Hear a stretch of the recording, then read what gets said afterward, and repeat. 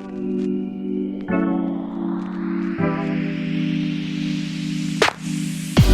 hi everyone, my name is Ratika. Welcome back to an episode with Redefined. And today I'm joined with Zian. Hi, how are you? I'm good. How are you? I'm good. I'm good. Well, I'm Zian. Super excited to be on Redefined.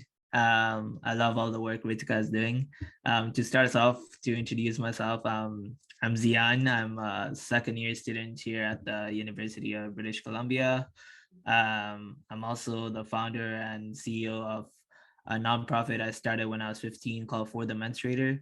And we're basically a global youth-led nonprofit that aims to create a world of menstrual equity. And we do this by producing and distributing reusable menstrual products and also empowering the people that we support to have lifelong access to them. So yeah, to date, we've been able to help over 13,500 people in over 8 countries around the world. We've had an amazing team of over 150 youth volunteers. And yeah, I'm just here to talk a little bit about our work and my experiences over the last 5 years, just as a young um, sort of change maker in the space. Yeah. Yeah, perfect. That introduction has already put us to a good start. So, just to make it better, I think as you guys might have guessed, with Zian being here and him being from the Menstruator, what we're going to be talking about today is about menstruation and the idea of period poverty and, the different hierarchies that might be at play here. And to kind of just start us off, I'm just going to share how, being a woman myself who undergoes menstruation, there were a lot of things. Like when I first Googled the topic, I feel like there were so many things that even I did not know about, that like experiences that people have with menstruation, probably because of the lack of like my personal experiences in those specific areas. Like for example, like touch wood, have now been a victim of like any type of stereotype, stigma, or I've never been exposed to any type of taboos or exclusions, which I know a lot of people in different parts of the world are exposed to. And I'm realizing how it's menstruation even to this day is something that is looked down upon, underappreciated as a process, and disgusted towards, even though it's such an important process both for reproduction and for the safety of the girls in a way, in their health overall. So that's why, Zian, I think I'd just like to kind of like ask you also, like in your experiences, working with women in the menstrual space, have you ever come across a situation where you have seen someone being stigmatized or feeling ashamed of having those menstrual experiences? And if so, Yeah. how did you kind of like approach those situations? Yeah, 100%. I think maybe I'll take us a little bit more back and I'll talk about how I got into this space and just more about this issue. So, um, when I was 15, this is back in 2017, I was required to start up a personal project in my school, and I could do anything on my choice. And during that point of time, while I was brainstorming ideas, I came across this documentary on Al Jazeera named India's Menstruation Man. Now, this is the first time as a non-menstruator living in a community that's, I'd say, sort of conservative and doesn't talk about these issues. Um, that was the first time I learned about periods and the fact that menstruators around the world don't have access to products. Um, so watching this video sparked my curiosity, and I had a conversation with my mom. And my mom told me that when she was younger, since she grew up in a single parent family, she didn't have proper access to products. And this brought about so many issues such as leaking, being embarrassed, it being unhygienic. Like a lot of issues came up with that. So sparked my curiosity even more now that my mom went through something like this, and I went to do my research, and I found out that over 500 million menstruators around the world don't have access. In Africa, it's an average of 1 in 10 menstruators. In Kenya at that time, it was 65% of the menstruators didn't have access. So you can see these numbers were very big, and what this means is that when menstruators get their period every month, since they don't have access to products, they use old rags, cloth, leaves, blankets. In some communities, bleed free and are excluded from society and in their day-to-day stuff, because of something so beautiful and so common as they're getting their period every month. And in addition to that, in a lot of communities, as you mentioned, um, there's a huge like stigma that's associated with this topic. So an example I can give you is Yeah. um, when we did a project in Tanzania, in like the Kigamboni region, when we were talking to some of the people that were supporting, there was this young girl that probably around 14, 15 years old, and she told us a story about how her family is like relatively like middle income family, and they can afford products, and the issue is not that they can't afford it. um what the issue really was that because she had a brother, and her dad was the like a breadwinner of the family, and she was like the only female in her family. Like she it was very hard for her to have this conversation with her dad, who's the breadwinner of the family and gives her money to buy stuff, to have a conversation about periods, and to have a conversation about getting money to buy products. Yeah. Um, so she's like, I don't know what to do, and because of this, I'm just too scared to have this conversation with them because I don't think they'll really understand. And then I don't have money to buy products, and I have to now use like old cloth, and sometimes even bleed free, not come to school when she gets a period. And I'm like, wow, like most people would think that, oh, this is an issue that just affects people under the poverty line, or it's an issue for people in like a low economic situation. But because the stigma is so much, like it's and there's a huge taboo against this, like um it contributes so much towards the problem. There's another story, especially during COVID, Yeah. in a lot of households, and we got these stories from India. um a lot of people will get a lot of testimonials where people would be like, because of COVID they would have to isolate, obviously, in their rooms, and um they in their houses, and because only one person in the family can go and buy like their groceries and their daily supplies, um and most of the times it would be the breadwinner of the family, which is usually a male in a lot of households. um there are a lot of stories where people would not be able to have that conversation with that breadwinner of the family to go and buy menstrual supplies for them, and because of that they would have to look for alternatives, and it would be a very difficult conversation to have, and that's why they don't have access to products. So these are some of the things that people usually don't talk about. Yeah. There is one more story of someone that actually took their life because of the stigma and taboo and how this issue is seen. So in Kenya, um, there was a situation in one of the counties where a menstruator was going to class, just a normal day. She hadn't got her first period yet, and it was in class where she got her first period, and her teacher was a female that menstruates. So when she got her first period, um, instead of the teacher like when the teacher noticed that, instead of like helping her out, or maybe her friends helping her out, or even the non-menstruators helping her out, um, or like guiding her or telling her like, look, you got your first period, like this is what you need to do, this is what it is.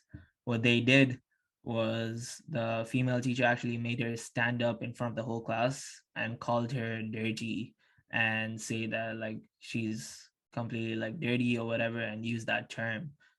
Didn't really explain to her what was really happening. So Yeah. this young girl who's just got her first period is kicked out from her class. She's sent away, probably embarrassed in front of all of her friends, just called dirty, and is sent back home. And when she goes home, she shares what happened with her mother, and Yeah. her mother then explains to her like, what happened, and how to deal with her period or whatever it is. And after um, a few hours, the girl went to collect water from a nearby well, um, and a lot of hours passed, and she never came back. And a lot of people were wondering what happened, only to find out that she just took her own life, because she was so embarrassed and felt so hurt by this. So you can see how these taboos, these stigmas, these stereotypes, how people consider periods as a dirty thing has such a huge contribution towards this problem. And um yeah, those are some of the experiences that I've come across and learned a lot over the years. Yeah, no, definitely. And I feel like that story that you gave in the end, it literally gave me goosebumps. And I feel like it's very true because in one of our sociology classes, we were talking about the origins of the word taboo. And in Mm, fact, what was surprising to find is that taboo is actually linked to menstruation. So mm, it's like a term of Polynesian origin, and it basically means like tapua, which actually is like a sacred law, which is often associated with like menstrual seclusion rites. And mm, I did not know, like, so there's a lot of history behind these things. The fact that the word literally means menstrual seclusion of, people just because they are those menstruators is experiencing certain processes. And like even people using terms like, you're contaminated. I've heard a lot of people like stories on media saying you're impure or contaminated. Like even in India, like in a lot of like, very strict religious households, a lot yeah, of women who are menstruating are not allowed to go pray. They're not yeah, allowed to be with God. Well, who decides, whether you don't get the right to like access things that are meant to be like, open to you? And yeah, I think like what discussions you also brought about, like about how the girl, because she belonged in a family where, she was the only woman experiencing such a process.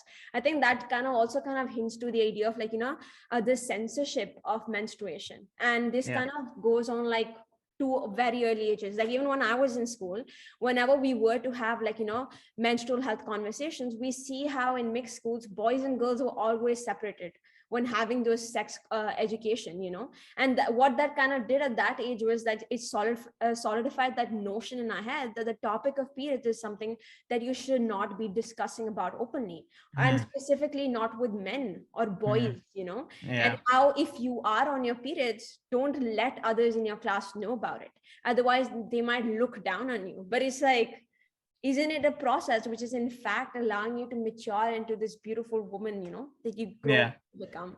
And it's just surprising that such things exist. I feel like even a lot of the maids in back in India who used to work at our houses, they experience a lot of these. They were not allowed to work also.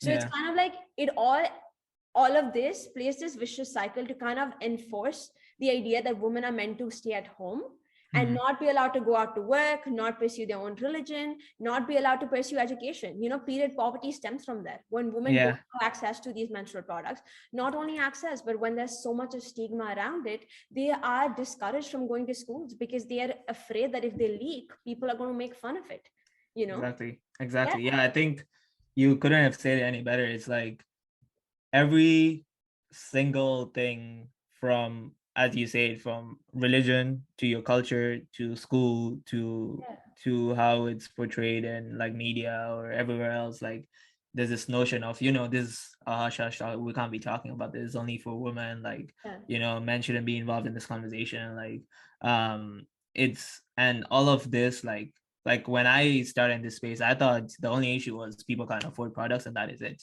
yeah. And I've realized over the 5 years it's way more than that. This issue is so complex and has a lot of intersectionalities, and it's important to really break down and see, how all these different factors contribute towards this whole major um issue, if that makes sense. But yeah, I feel like another note is how periods are portrayed in the media, right? Like, I don't know if you've seen ads for period products, but Yeah. uh now more recently they've tried to like change stuff. But over the years growing up, if you see an ad for a period product, they don't even use the color red for portraying the periods that are there. They use like a blue or a green, and I'm Yeah. like that's what growing up I thought that's what periods look like. Maybe it's like, blue or green. um Colorful. if you see it in movies, like they don't talk about this issue. They don't portray like period blood or anything. And this is really nice, like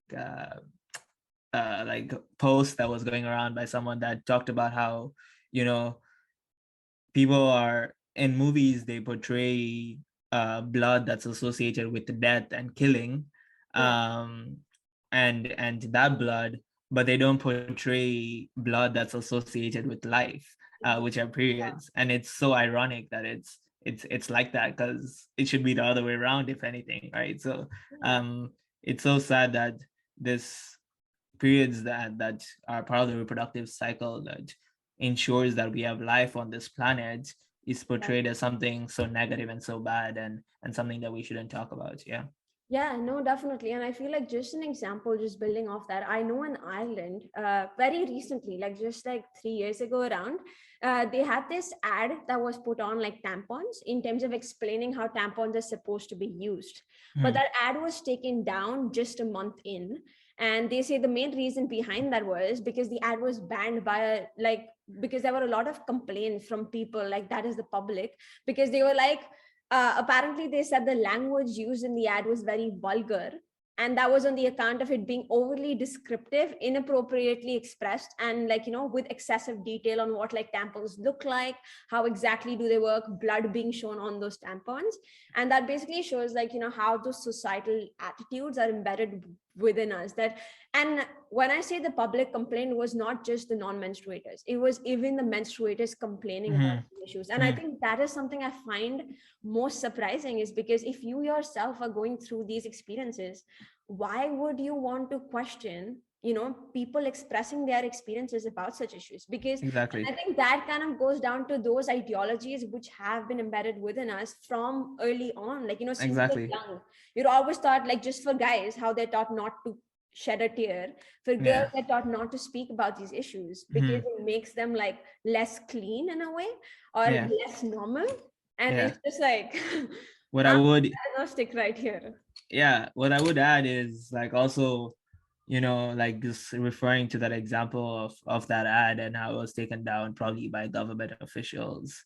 Yeah, Unfortunately, people that are in positions of power and are in those government positions are people that don't menstruate, so they will never understand um what it's actually like to menstruate. So when they're told these things, they're like, yeah, we'll take it down, doesn't make a difference. So yeah, you like government and people in positions of power, in positions of decision making, unfortunately are people that don't menstruate, and these are the people that create the rules and around the rules around this whole topic. Like there's this whole idea of the pink tax, and yeah.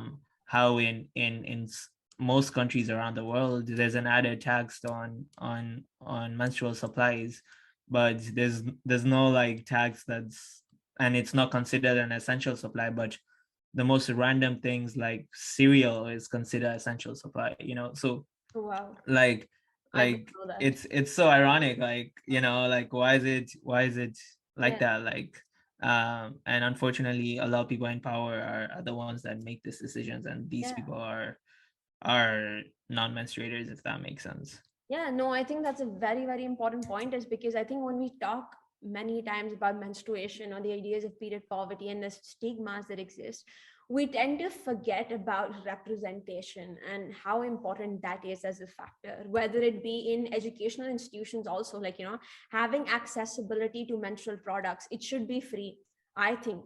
And I think even within BC, you have a rule that within educational institutions, the access needs to be free. But every time I visit that washroom, I never see a single menstrual product in there. Yeah. So it's not just about implementation of these policies or rules, but it's also about following up Yeah. these policies and rules. And that kind of shows, like, you know, those hierarchies in terms of what do people prioritize in the world. So you Yeah. rather prioritize cereals versus someone bleeding, you know. So I feel like, Yeah. and like, just because you brought up that idea of, like, you know, representation and non-menstruators making those roles or taking those decisions, I'm also wondering, like, you know, you being a non-menstruator yourself, like, what does it mean to you, like, you know, or what does being like a man in like the menstrual space kind of mean to you? I think it's tough, Yeah, and I've definitely had my fair share of experiences with just people talking and people having passed the most random comments. I've had to, in so much of the work that we do, like there's been a lot of times where I've had to step out of the room because people just aren't comfortable with me leading a conversation around this. There've been so many times where I've talked to other men in rooms about these topics, and they've left the room because they feel uncomfortable. There've been a lot of situations where people have passed the most random comments and made fun of me for working on something like this, and because there's this whole idea of toxic masculinity and what it really means to be a guy, or what it really means to be a man in this world. It's like I don't know, sometimes I find myself questioning, like, what if, like, I don't know, like, Yeah. I feel like I sometimes feel like I'm judged as less manly for working on this, and like that has nothing to do with, like, it sucks that it is, because I like, why am I less of man because I'm working on being an ally and being working on making an impact, I feel it's like in tough. fact that more what it does is more of it actually makes you more of a man, because it kind of boils down to that idea of even crying and being vulnerable. Yeah, Like men who are vulnerable are considered to be less manly, but in fact it's quite the opposite. And I yeah, think like it's good that we are also changing in those areas, because you see greater appreciation coming among people, like people like yourself. I'm seeing more people like yeah, raising women's issues, and like even in the media, like there was a recent Indian film called Padman, which yeah. was about like the person who first started with like designing pads in India at a Mhm. time where the stereotypes and the stigmas associated with it were at a very high Yeah, and I feel like those representations, the fact that they're coming forward and the fact that people like yourself, we can see advocating for feminine issues online. And I think like the word feminine issue is also wrong, actually. But I think when we kind of create this distinction between man and woman, a male issue, a female issue, that's when these different hierarchies come in play, which like, tend to favor certain issues over the others, yeah, and tend to marginalize certain people or groups of people over the others. So I think exactly. Yeah, eradicating those all together is very important, I think. yeah, it's hard and it's difficult to navigate through it, because even the words that we use themselves have an issue right there, as you say it, like, just thinking about, again, like, even using the term, just girls and women menstruate, like, yes, it's mostly girls and women that menstruate, but Yeah. the reason why I try so hard to use the word menstruator, and I only learned about this like a few years ago, but there are people that don't identify as women that do menstruate, and there are people that identify as women that don't. Women. Yeah. So that's why we use like a more a term that's more inclusive in that sense, and it's those little small things, that make a difference. Like, even the word sanitation, like, right, that's a word that's commonly used for this, but what sanitation means is making something cleaner. Yeah. And then that, when you're saying that, it means what periods are dirty, like, why Yeah. you gotta, it's Yeah. so like weird that the words that we use, and we don't even realize these things because that's just how it's laid out for Exactly. us, like, Yeah. um but it goes way back to the people that even made the English language, like, Yeah. probably just a bunch of white men sitting in a room and be like, you know what, we should call that sanitation. They don't really realize, the Yeah. implications of it. But I definitely feel like, yes, we're making progress, and yes, I'm optimistic, but I think right now we're at this point, especially with social media and how easily accessible information and content is out there, and how Yeah. everyone can just post and say anything. I definitely feel like that's is very good in terms of raising awareness about these issues. But at the same time, it's one thing to, talk and say all of these things, and another thing to actually portray, like, me being a guy, like, I don't know, I feel like like, even you and I can have this conversation. I've had conversation with so many, like, Yeah. women and girls, but I definitely I feel like I'm perceived as less manly because of working on this. And yes, we do say, vulnerability and crying and all this. We say all these things and it Yeah. sounds nice and it's good to the ear, but at the same time, like, I've seen, like, in relationships, or just in like the way people are, like, a lot of women are more attracted to guys that are more manly, and that's just how it is. Yeah. And I don't know the reasons behind that. I don't know, like, how it works, but it is what it is. So it's like, what does that even mean? And, like, how do we move from talking about these things, which is definitely a first step, and I'm very, like, happy that we're at least living in a time where we can have these conversations. But I think it's up to us, our generation, and how we raise our kids and the future generations to think about, how do we now move and take that next step from conversations to actual action. It's definitely progress, but we have a lot more work to do. And I'm definitely optimistic, and I think there's a starting point for sure. Yeah. Yeah. No, definitely. I completely agree to the gap that still exists between, like, talking about things versus actually implementing it in real world, in real world situations. Because even like when you use social media, like TikTok, for example, there was this trend going so popular where they showed men, like, usually like couples, where the girlfriend showed the guy how tampons look like once you put them in water. So they used to just hold up a bottle of water and just kind of put it in to show them how it is. And, that was just kind of catered to the purpose of raising awareness about, you know yeah, the big thing behind like these menstrual products, and such a painful process it can be for women, and kind of raising that respect and awareness among people. But I feel like along with doing that, I feel like a lot sometimes it's so hard with media to distinguish whether people are doing it with the truest of intentions and actually mean what they're saying, versus are they doing it for the clout. Because Mm. if that trend is going popular, you see everyone hopping on it, even people who may have very opposite or polar views in a couple of previous videos, but you see them all hopping on it. So I feel like social media definitely makes those lines kind of blurry to actually distinguish between those people, which is why we see discrepancies between, the awareness that we see online campaigns and everything happening versus what we see in reality. The fact that even Canada has policies about menstrual equity and having equal access to menstrual products, but still not having that much of accessibility to those products, being such a Mm. developed country, points to those discrepancies. Exactly. Yeah. I think, you couldn't have said it any better. I feel like just going back to the whole like social media and people in general, and that's how we are as humans. Like I think it's important to note that no opinion or no ideology is like right or wrong, and Yeah. we're no one to decide that. Like everyone has different ways of looking at life. And I like there's this comedian that talked about, it's all about what algorithm you're sort of stuck in, and Yeah. just those few couple of posts that you like, and then the rest of your feed just looks a certain way, and then you're stuck in this echo chamber of thoughts. And Yeah. that's you just all this content is curated for you, and you can't think out of the box, and you can't think what another person would think. And in that process we've lost empathy, and that's why there's all these freaking issues around the world.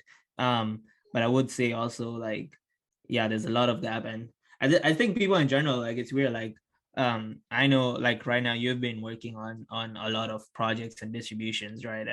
And like, you've probably got to experience how difficult it is to, Yeah. move from that point uh of conversations to actual impact, and you've been working so hard to make it possible.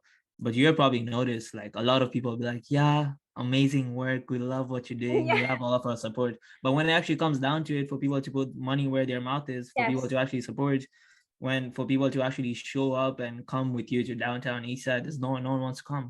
And and but if there's like a social media, or like they get some clout for it, or if they have like all of those incentives, um they will show up. So that Yeah, just shows, you hit my trigger button right there.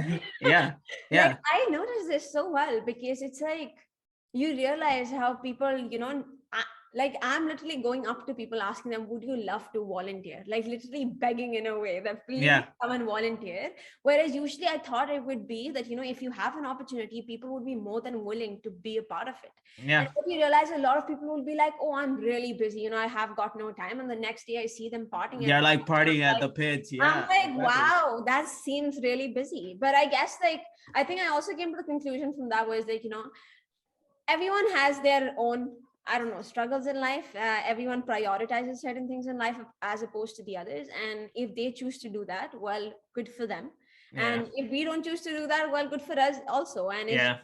that just means we have to kind of work harder to get those volunteers. And I think a good thing is also that when you are getting people upright to say no to you to the volunteering, at the end, people who do agree are the ones who are actually passionate about the work. Exactly, And I think exactly, sometimes that is what matters the most. Like even on the exactly. drive when we went, distributing 100 care packages might seem a lot sometimes to distribute. Yeah. We were just three people, but we got done with everything in about 40 minutes. And that was Wow, very surprising because it's like wow.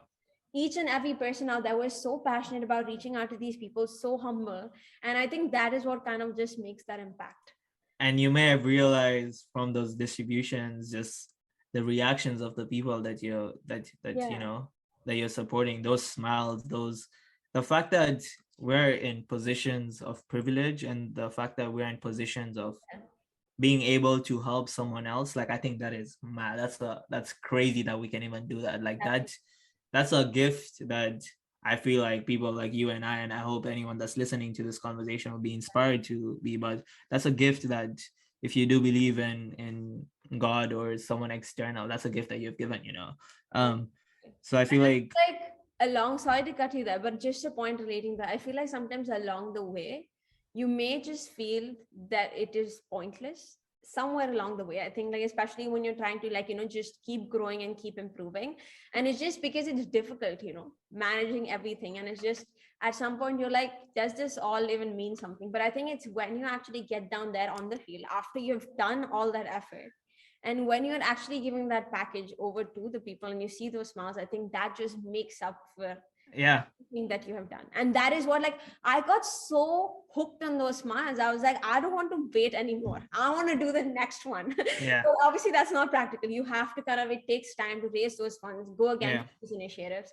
But I feel like it's kind of that thing that once you realize, as you said, like, the impact you can create, sometimes it's very surreal that you don't realize that even just one step, or like that's why I say to people, like even that $1 donation sometimes, but even every single person, imagine if 100 people donate in UBC. yeah. So many students who come here. There's 60,000 people. Like if Exactly. everyone donate $1, 60,000. You know how much impact you can make with Yeah. that. Like I spent the last 5 years raising $60,000. So it's like, you know.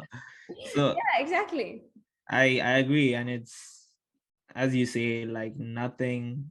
There's no feeling. There's nothing that can explain that inner satisfaction that you get when you're able to make that impact. You know, I Yeah. always tell people like, unfortunately, a lot of people in this world end up in their deathbed having all these regrets about how they spent their life, and they're like, you know, I wish I contributed more to this world. The other day, I went to the mosque, and there was this lady, and she was like, she was talking about how she had cancer, and the doctor said she has 6 months left, but now she's already in her 7th month, and she got to celebrate this religious, you know, occasion with everyone else. And she was talking about how, you know, she has all these regrets about how she spent so much time thinking about the most useless things, and then this last 6 months it's been so eye-opening for her to you know, do things that actually matter and connect with purpose, and connect with things that are greater than ourselves. And the Yeah. fact that we've been able to realize that at this age and at this point in our lives, I think it's huge. And all, despite how hard it is, and despite how challenging and the whole process, and it feels like you're actually begging someone to help you out, and still you don't get those responses, at the end of the day, like all of that is worth it, you know. All of that is, it's work that matters, and your impact is like way bigger than yourself. You don't know, like when you're on your deathbed, like years from now, like you, like it's not even measurable. Like the fact that you just change one person's life, it's huge. It's Yeah. huge. And I think just because you mentioned about purpose, I know it may be a bit different from what you were talking about, but I think one major thing is whenever it comes to starting something, I think it's important to keep in mind that there may not be a lot of people standing with you to, start those certain initiatives, but never be discouraged by that. I've realized, especially like obviously being in the social media world, we're all so hooked on those likes and those follow buttons and everything, that we see that, oh, just because one post or one conversation of yours did not get as many likes or views as someone else's or as a previous ones, that means it's worth maybe even deleting from your feed. I've Mm, seen a lot of people do that. But I yeah. feel like I remember feeling prone to do that as well. And I remember talking this with my mom, who then mentioned to me, you've always to remember your why behind everything that you do. What was the reason why, like what was the reason behind you starting this initiative? What was the reason behind you starting a podcast and a YouTube channel? If it is to make an impact even in one person's life, if you have even one comment or one like, that just means you have done something somewhere. And as long as you're doing that is also good enough. And she said some people may not, like, even put in that like, but that does not mean it is not having an impact, because you're putting in your effort, and leave everything up to God. That's what she says, for the results and everything. And if something does not get more viewership than the other, doesn't mean your impact was less. It Exactly. means it wasn't maybe received as much by other people. So Exactly. It's Yeah. crazy that you say that because I did a TED talk exactly just about that. I spent 20 minutes talking about that. I came up with all this research and all this information about why that's the way we should go about life. I feel like Yeah. for me, I I went through I had to go through almost a near death experience to realize that. So I'm glad that you've realized that on your own. But when I was 15, right before I started this project, and I won't go into detail of that, so people can go watch my TED talk if they want to learn more. um I went through yeah, I went through an experience where I almost lost my life when I was like sort of MIA for like 3 weeks. And until today I don't know what caused that or what really happened, but that going through that experience made me realize how fragile our lives are, how we take so much for granted. And Yeah. it made me wake up to this idea of I was put into this world for a reason, and I have a purpose, and I have a why. And I went into this journey of figuring out what that why is. And I think about it every single day before I go to sleep and every day when I wake up. And everything that I try to do in my life, I try and think about that why, Yeah. including this conversation that we're having right now. So I feel like it's so important, especially as young people, and for anyone that's listening to this, that if you spend time working on your why and and make all the sacrifices that you need to do, put in all the work, actually working towards fulfilling that why, social media, cloud, fame, money, media recognition, PR, all of these things, all of this social validation will come on its own. And it's crazy how the universe works, but the universe rewards you for doing these things, doing this good work. Like, think about the greatest people of all time, think about like sports people, like think about like Kobe Bryant. Like he didn't spend time on posting on social media that is freaking training for basketball. Like, Yeah. think about like people like Steve Jobs and Bill Gates. Like, he didn't spend time like Yeah. telling people, look, I'm doing this, I'm doing that. He just worked on his purpose, and he wanted to create a business or create like an idea and a concept and change the world, and he did that. And every single person around the world knows these people, right? Think Yeah. about like people like Nelson Mandela and Mahatma Gandhi. Like, they didn't even have social media at that time. So it's like, and they never worked on fame or recognition. And I think if you want to get to greatest of all time level, like, Yeah. this all these things are temporary. You do need to do it, especially right now in this world. It's sort of hard to process, but it should not be your priority. You just work on what you're good at and your why, and actually working towards fulfilling it. And then all of these things just come on its own. And I've seen it, and it's Yeah. been, you can be a fake it till you make it person, and you can do that whole thing and go that other route. It works for some people, it doesn't work for some people. Most people it doesn't work, which is why people are so discouraged to do it, because it's hard. And when they realize that, then they give up, and they're in there for the wrong reasons. But if you have your why, Yeah. you know what you're working towards, like, nothing can stop you, nothing. And the universe rewards you for that. That's what I've always thought. No, I 100% agree to that, because I feel like it's just now, since we are planning for the second drive, food drive, where we're hoping to cater to around 500 people, which is a lot. That is also us overshooting in a way. And I'm telling you, because we are having it next week on Thursday, until yesterday, we had no any sort of sponsor, no idea where we're getting the food from. I didn't know. We weren't able to gain as many donations this time either. And I was so stressed.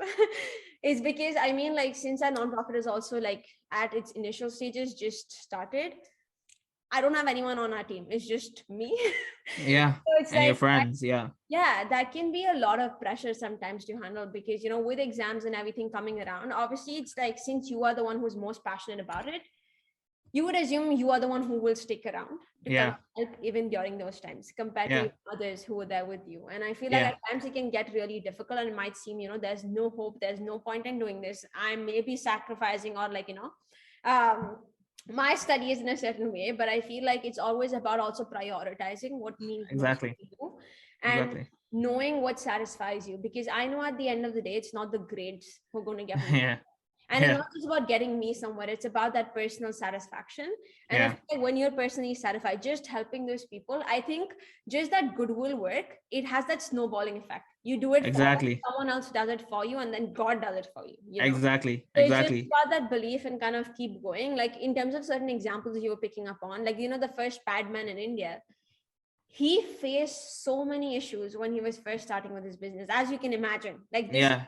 so many. His wife even left him. Yeah, that exactly. And it was just like, even in the film, it's like, it's disheartening to see how the family also kind of betrays you in these areas and, like, you know, abandons you just It's because true. he's raising. And it was so funny that his wife left him, because I was like, he's working on it for you. Like, Yeah. that is how his motivation started, because his wife was experiencing discomfort and he Yeah. was like unhygienic. And it's just like he faced so many issues, but it's because of him that today so many women around the world are Mhm. able to go to work, are able to run around and play on the field without the fear of leaking, or, you know. And Yeah. like, it's like, did that take time? Well, yeah, it did. Did he face a lot of oppositions? Well, he did. But did he keep going? Yes. Because why? Because his why was very clear to him. And Yeah. that is I what agree. he is. I agree. Yeah, it's like, yeah, I think it's so weird that people that do good work and people that actually work towards a purpose don't get, like, the way society is built is, Yeah. society unfortunately rewards people that don't. It's like so contradictory, and I don't know who set up the system, but that's just how it is. But at the end of the day, like, yeah, like, it just depends on your priorities and your why, and just how you see this world. There are people that are freaking billionaires Yeah. that are so unhappy. And why is that? Because they feel like they've not had any impact in this world. And I think, yeah, I feel like it's, I don't know, we could go on all day talking about this. Yeah. I know, like, since we're Yeah, also coming towards the end, I think, like, just maybe one question we can kind of end off of is that, you know, like, now that we have had this discussion, what is something, like, you know, you would like to say to, like, both menstruators and non-menstruators, and the roles that they could play in, you know, eradicating, you know, menstrual stigma. And yeah. yeah. I think, well, there's a lot that people can do, but I think what I would say is that it's important to take time to um, realize that no matter what age, race, gender, background you come from, none of us would be alive if it wasn't for periods and the reproductive cycle. And I think acknowledging that, but also empathizing and taking out time to learn what that means in your own personal context, in your family, in your friends, in your community, and the world at large. And then how can you sort of start working towards that? And even if it's just conversation, even if it's just um, you know, learning and educating yourself, um, that can go a very long way. If everyone in this world just spent 5 minutes just learning about this and starting a conversation about this world would have been very different right now. So I Yeah. think that's something I would say for everyone that's listening. And then in general, like, not related to menstrual health stuff, I think, yeah, just take a moment to think about your why, take a moment to reflect on that, and, like, I don't know, like, 20, 30 years from now, you don't want to be having this regrets of how you spent your life. It's the worst feeling that you can ever have, you know. So take a moment to really think about that, and use this conversation as inspiration to start working towards that. Because, you know, a lot of people have this mindset of, um I'll start tomorrow, I'll start Yeah. next month, and tomorrow turns into next week turns into next month, That next tomorrow year. never comes. And yeah, my grade 3 teacher told me, she's like, tomorrow never comes. Yeah. And that stuck with me every day. So every time I have an idea, every time I think of something, I just start working on it. No Same. matter how young I am, no matter if I have the resources, just read about this issue that you want to work on. Just Yeah. start somewhere. Like, you know, you're never too young to start. And I always believe, you know, we are not the leaders of tomorrow, but we're the leaders of today. Yeah. And start today and work towards that. So Yeah. I guess No. those are the few things that I have to say. Yeah, Yeah. no, that leaves off on a good note, and just kind of to summarize everything that we discussed. And I think one major thing I would like people to take away when they're watching this video is like what I call the three E's and the R. I call it like educate yourself, empathize with others who are experiencing those issues, and empower them and yourself. And lastly, reflect once you've done all of that, and then Hmm. keep going again and again. So is I'm there writing that down. I'm writing that down. yes, everyone note it down. This is something my mom taught me. And I think this does not just apply to the idea of like menstruation, but to everything that you do. I think it's always important. It kind of relates to the idea of putting yourself in the other person's shoes and thinking what they may be going through, and kind of like, then just employing these four strategies to kind of make sure you're doing what is best for the both of you. Yeah. Awesome. On Cool. that note, I think we can, end the conversation. It was amazing having you, Zian. A lot to learn. I did not know so many of the things, but I hope we can keep these conversations going. And I hope people keep discussing more and more about these issues, because the more the awareness, the more the education, and the more the implementation. So, yeah, thank you. Awesome. Thank you so much.